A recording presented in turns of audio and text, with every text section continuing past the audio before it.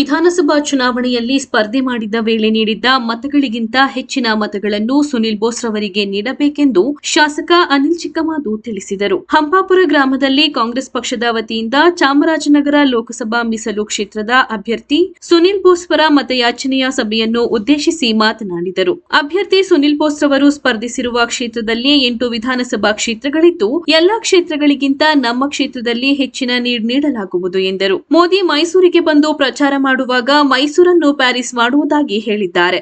ಅವರು ಕಳೆದ 10 ವರ್ಷದ ಹಿಂದೆ ಬಂದಾಗಲೂ ಸಹ ಇದೇ ಹೇಳಿಕೆ ನೀಡಿದ್ದರಾದರೂ ಇದುವರೆಗೂ ಸಹ ಪ್ಯಾರಿಸ್ ಆಗಿಲ್ಲ. ಮುಂದೆಯೂ ಅವರನ್ನು ನಂಬಿದರೆ ಆಗುವುದಿಲ್ಲ ಎಂದರು. ನಮ್ಮ ಬಾಚಗೊಂಡಳ್ಳಿ ಪಂಚಾಯತಿ 8 ಪಂಚಾಯತಿಯ ಸಭೆ ಒಳಗೊಂಡಂತೆ ಇವತ್ತು ಕಾರ್ಯಕ್ರಮವನ್ನ ಮಾಡಿದ್ವಿ. ಖಂಡಿತವಾಗ್ಲೂ ಇದು 6ನೇ ಸಭೆನೋ 7ನೇ ಸಭೆನೋ ನಾವು ಕಾರ್ಯಕ್ರಮವನ್ನ ಮಾಡ್ತಾ ಇದೀವಿ.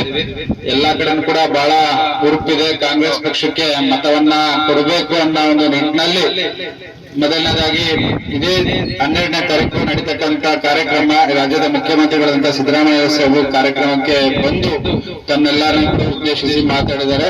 ಆಶೀರ್ವಾದವನ್ನು ಕೂಡ ಅವರು ಮಾಡಿ ಜನಗಳನ್ನ ಈ ತಾಲೂಕಿಗೆ ಹೆಚ್ಚಿನ ರೀತಿ ಅನುದಾನವನ್ನು ಕೊಡ್ತೀವಿ ಅನ್ನೋ ಮಾತನ್ನ ಮುಖ್ಯಮಂತ್ರಿ ಸಿದ್ದರಾಮಯ್ಯ ಸಾಹೇಬರು ಮಾತಾಡಿದ್ದಾರೆ.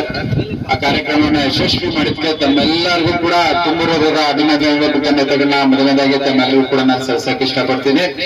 ಜೊತೆಗೆ ಪ್ರತಿ ವರ್ಷನೂ ಕೂಡ ಚುನಾವಣೆ ನಡೆದಂತ ಸಂದರ್ಭದಲ್ಲಿ, ಯಾವುದೇ ಚುನಾವಣೆ ಸಂದರ್ಭದಲ್ಲಿ ಲೋಕಸಭೆ ಆಗಿರ್ಬೋದು, ನಮ್ಮ ವಿಧಾನಸಭೆ ಚುನಾವಣೆ ಆಗಿರ್ಬೋದು, ಇವೆರಡೂ ಚುನಾವಣೆಯಲ್ಲಿ ಹಂಪಾಪುರ ಭಾಗ ನೀವು 5 ಟರ್ಮ್ ತಾವು ನೋಡಿ, ನಮ್ಮ ತಂದೆಯವ್ರದಿರ್ಬೋದು ನಂದಿರ್ಬೋದು 2 ಬಾರಿ ಧ್ರುವಾಣಿಸ ಆಗುತ್ತದೆ. 5,000 ಅಂತರದಿಂದ ನಮ್ಮೆಲ್ಲರೂ ಕೂಡ ತಾವು ಆಶೀರ್ವಾದನ ಮಾಡಿದಿರಿ. ಖಂಡಿತವಾಗ್ಲೂ ಈ ಒಂದು ಸಂದರ್ಭದಲ್ಲಿ ತಮ್ಗೆ ನಾನು ಮನವಿ ಮಾಡೋದು ಇಷ್ಟನೇ. ಕಳೆದ ಬಾರಿ ಯಾವ ರೀತಿ ಚುನಾವಣೆಯಲ್ಲಿ ನಮಗೆ ಕಾರ್ಯಕರ್ತರು ಬಹಳ ಉಡುಪಿನಿಂದ ಹುಮ್ಮಸ್ಸಿಂದ ಹೋರಾಟವನ್ನ ಆಶೀರ್ವಾದನ ಮಾಡಿದ್ರಿ, ಅದೇ ರೀತಿ ನಿಮ್ಮೆಲ್ಲರ ಮೆಚ್ಚಿನ ನಾಯಕರು ಮಾದೇವಪ್ಪ ಸಾಹೇಬರ ಸುಪುತ್ರರಾದಂತ ನಮ್ಮ ಸಹೋದರ ಸಮಾನರಾಗಿರ್ತಕ್ಕಂಥ ಸುನಿಲ್ ಬೋಸ್ ಅಣ್ಣ ಅವ್ರಿಗೆ ನೀವು ಅತಿ ಹೆಚ್ಚು ಮತವನ್ನ ಕೊಡಬೇಕು ಅಂತ ಈ ಸಂದರ್ಭದಲ್ಲಿ ನಾನು ಹಂಪಾಪುರ ಭಾಗದ ಎಲ್ಲ ಗೌರವಾನ್ವಿತ ನಮ್ಮ ಕಾರ್ಯಕರ್ತರು ಬಂಧುಗಳಿಗೆ, ಎಲ್ಲ ಜನತೆಗೆ ನಾನು ಈ ಸಂದರ್ಭದಲ್ಲಿ ಮನವಿಯನ್ನ ನಾನು ಮಾಡಕ್ ಇಷ್ಟಪಡ್ತೀನಿ. ಖಂಡಿತವಾಗ್ಲೂ ನನಗೆ ನಂಬಿಕೆ ಇದೆ, ಭರವಸೆ ಇದೆ. ಯಾವ ರೀತಿ ನಮ್ಮ ಒಂದು ಚುನಾವಣೆಯಲ್ಲಿ ಆಶೀರ್ವಾದನ ಮಾಡಿದಾರೋ ಅದಕ್ಕಿಂತ ಹೆಚ್ಚಿನ ರೀತಿ ಆಶೀರ್ವಾದವನ್ನ ನಮ್ಮ ಅಭ್ಯರ್ಥಿಗಳಂತ ಸುನಿಲ್ ಬೋಸ್ ಅಣ್ಣ ಅವ್ರಿಗೆ ತಾವು ಮಾಡಬೇಕು ಅಂತ ಈ ಸಂದರ್ಭದಲ್ಲಿ ಮನವಿಯನ್ನ ಮಾಡ್ತೀನಿ. ಚಾಮರಾಜನಗರ ಲೋಕಸಭಾ ಕ್ಷೇತ್ರದ ಮೀಸಲು ಅಭ್ಯರ್ಥಿ ಸುನಿಲ್ ಬೋಸ್ ಮಾತನಾಡಿ, ಕಳೆದ 10 ವರ್ಷಗಳ ಹಿಂದೆ ಬಿಜೆಪಿ ಬಿಡುಗಡೆ ಮಾಡಿದ ಪ್ರಣಾಳಿಕೆಯನ್ನು ಜಾರಿಗೊಳಿಸದೇ ಇದ್ದರೂ ಸಹ ಈ ಬಾರಿಯೂ ಪ್ರಣಾಳಿಕೆಯನ್ನು ಬಿಡುಗಡೆ ಮಾಡಿದ್ದಾರೆ. ಇದು ಹಾಸ್ಯಾಸ್ಪದ ಎಂದರು. ಬಡ ಜನಗಳು ಒಂದು ಸಾವಿಗೆ ಸೌದೆಗಳನ್ನ ತರಕ್ಕೂ ಅದಕ್ಕೂ ಕೂಡ GST ಅನ್ನ ಏರಿ ಹಾಲಿನ ಪ್ಯಾಕೆಟ್, ಮೊಸರು ಇರ್ಬೋದು, ದಿನನಿತ್ಯದ ವಸ್ತು ಏನು ಜನಸಾಮಾನ್ಯರು ಉಪಯೋಗಿಸ್ತಾರೋ ಅದ್ರ ಮೇಲೂ GST ಬರೆ ಎಳೆದು ಹೆಚ್ಚಿಗೆನ ಮಾಡಿ ಏನು ಕಾರ್ಪೊರೇಟ್ ಒಳಗೆ ಶ್ರೀಮಂತ ಉದ್ಯಮಿಗಳ GST ಅನ್ನ ಕಡಿಮೆ ಮಾಡುವಂತದ್ದ ತಾವೆಲ್ಲ ನೋಡಿದ್ರೆ ನನಗಿದೆ ಅರ್ಥ. ಅವ್ರು ಯಾವುದೇ ಕಾರಣಕ್ಕೂ ಬಡವರ ಪರ ಇರುವಂತ ಪಕ್ಷ ಅಲ್ಲ.